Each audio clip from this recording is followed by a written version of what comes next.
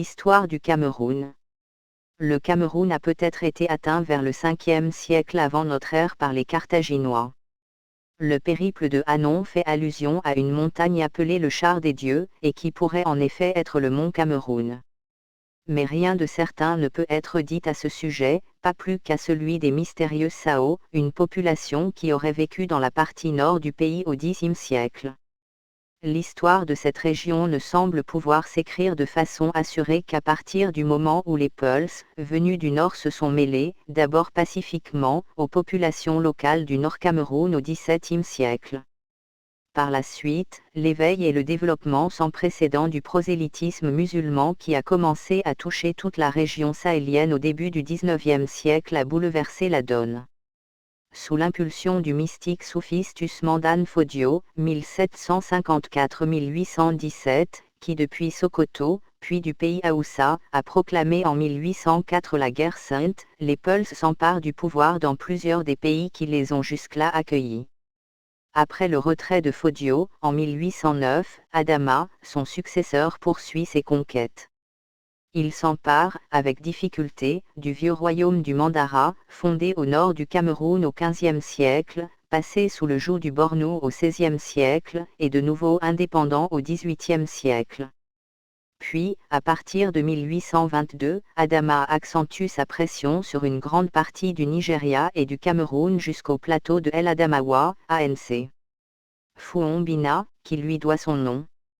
Ce sera une occasion du réveil des populations locales.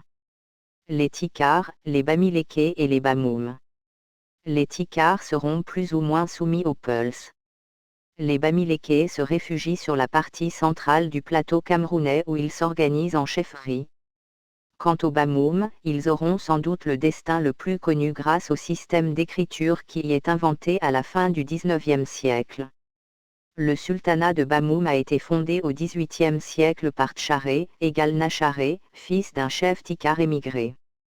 Sa capitale en était Fouomban, à l'ouest du Cameroun.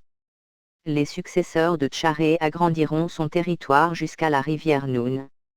Le Bamoum va constituer dès lors un rempart à l'avancée des Peuls qui menacent depuis le massif d'Adamawa, mais devra renoncer, au moins partiellement, à son indépendance à l'installation des Allemands en 1902.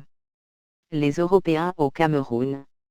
Le territoire de Cameroun fut connu des Européens vers la fin du XVIe siècle après le voyage de découverte qui fit Fernando Po, 1472. Celui-ci nomma ce pays Camarao, égale crevette, en portugais, ou Rio dos Camaros, égale rivière des crevettes, en raison de l'extraordinaire abondance de crevettes qu'on y rencontre. Dès l'année 1700, on y trouve établi plusieurs factoreries. Nical explora la contrée en 1833.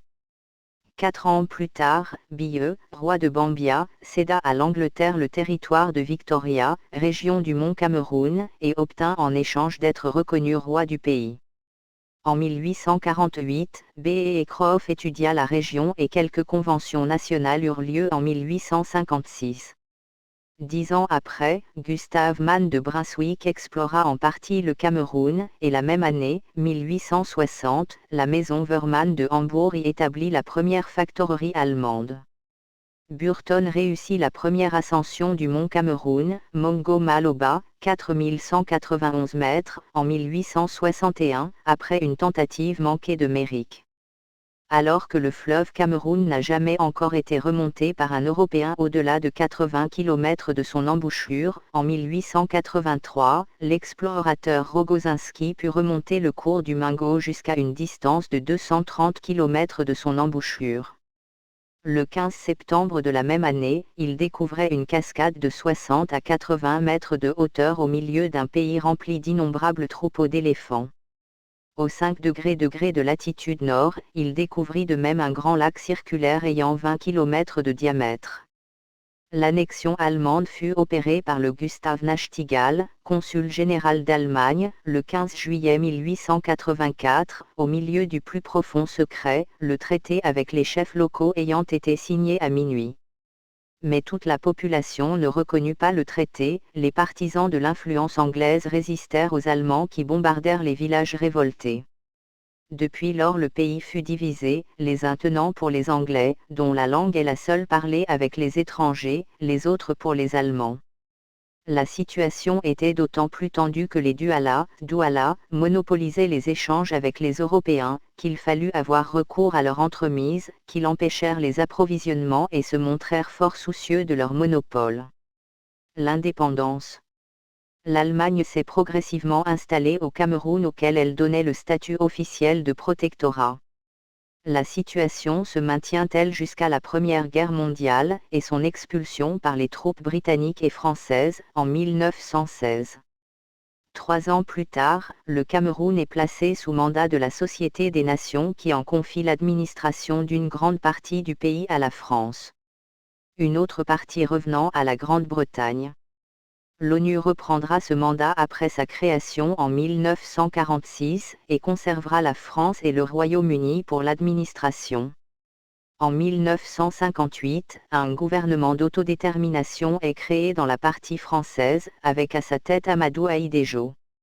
Ce dernier deviendra président du pays à l'indépendance du Cameroun en 1960, qui est s'agrandit en 1961 de la partie sous administration britannique, mais perd le nord, rattaché au Nigeria. Après des débuts pluralistes, le régime se durcit à la suite des mouvements insurrectionnels qui agitent le Cameroun dans les années qui suivent. En 1966, un régime de parti unique est instauré. Ahidjo quitte ses fonctions en 1982 et laisse la place à Paul Biya, son ancien Premier ministre, qui rapidement poussera l'ancien président à l'exil au Sénégal où il mourra. En 1992, Biya est réélu dans une élection où d'autres partis que le sien sont autorisés à participer, et son parti gagnera encore les élections en 1997 et 2004. Entre-temps, un conflit de frontières avec le Nigeria, pour le contrôle de zones riches en pétrole, aura nécessité l'intervention d'une médiation des Nations Unies. Au cours des dernières années, le Cameroun n'a cessé d'être pointé pour la corruption.